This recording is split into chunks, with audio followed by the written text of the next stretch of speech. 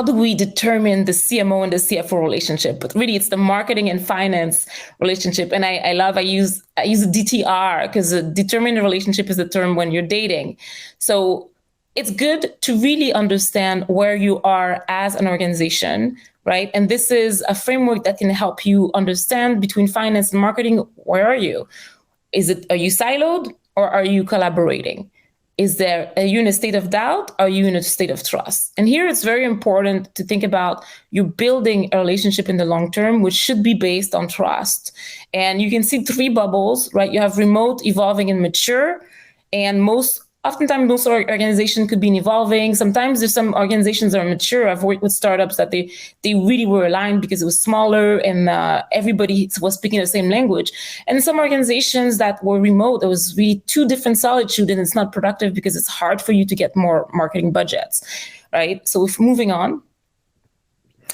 So when we look at the marketing and finance relationship, this is a continuation of what we looked before. We talked about determining the relationship.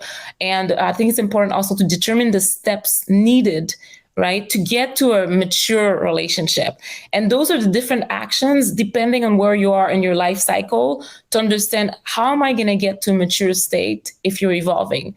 Or if you're really nascent, how are you going to get to evolving? And these are some of the activities. We talked about training marketing teams on finance basics, and then we talk about training finance teams on marketing basics, and evolving the language such that both departments are 100% aligned. Moving on. And then lastly, wow, I'm on time. The key takeaway, I think this is an example of a marketer. We talk about Anushka Elliot, who is the Global Brand Managing Director at Royal Bank of Canada. And in the study that LinkedIn did with Friend Cassidy, she talked about the fact that how she evolved the organization to be aligned from marketing to finance. And the quote is, I have a weekly meeting with finance. I want to really understand what our income drivers are. I need to understand the margins and which products we need to be focusing on forward. So her language, how she evolved her own language, right? It's because it's a two-way street. She talks about risk. She talks about cash flow. She's not just talking about CAC and lifetime value. So that's a beautiful evolution that we can all aspire to.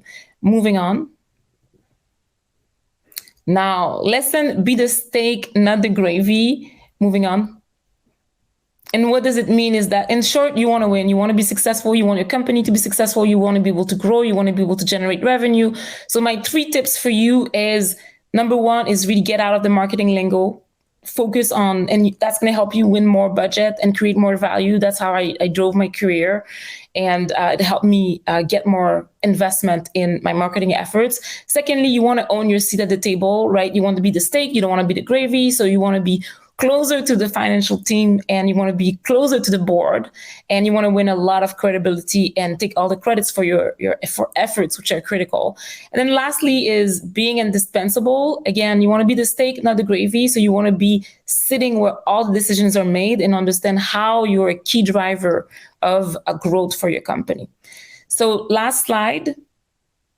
I know it was a lot in a very, very, very short time. Please follow me or add me on LinkedIn. I'm going to post about this talk, and I'll share some resources to help you get started if that's a topic of interest. Thank you. Thanks, Kathleen. Great presentation.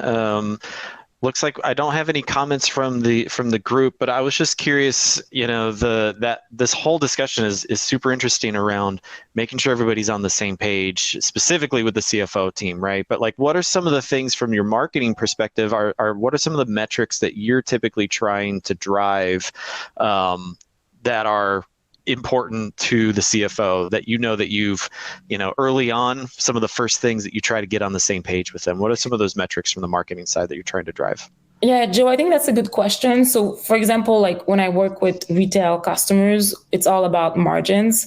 So what we would do is we would create a model where we look at all the investments across all the platforms and then look at all the margins per product. So the CFO loves the language of margin. It's like, oh yeah, margin. And then they're very specific about every margin, every product SKU, everything. So what we do is that we would just create a model where we're able to generate how much revenue we're going to generate in the longer term, and then how much profit we're going to be generating. we'll make sure that we look at diminishing returns as well. Because I think diminishing returns, like if you go to a CFO and tell them, oh yeah, you're going to invest $1 million, you're going to make $27 million. It's not always true because there's going to be diminishing returns. So for me, the couple of metrics are important. I look at revenue, and then I apply the gross profit margin, and then the net profit margin.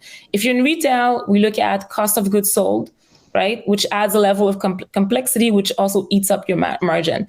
So I think if you're in an organization, depending where you are, revenue oftentimes is critical. Sometimes it could be customer acquisition, and other times it could be profitability.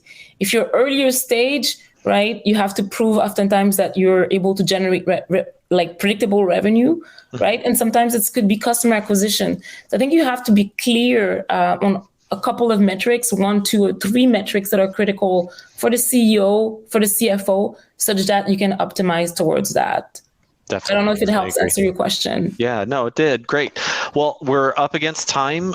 Kathleen, I want to thank you again for joining us. It was a great presentation. As you mentioned, go check out your LinkedIn, and we'll have postings as well of all the videos after we're done. Best of luck to you, and hope to talk to you soon. Thank you so much. Bye-bye.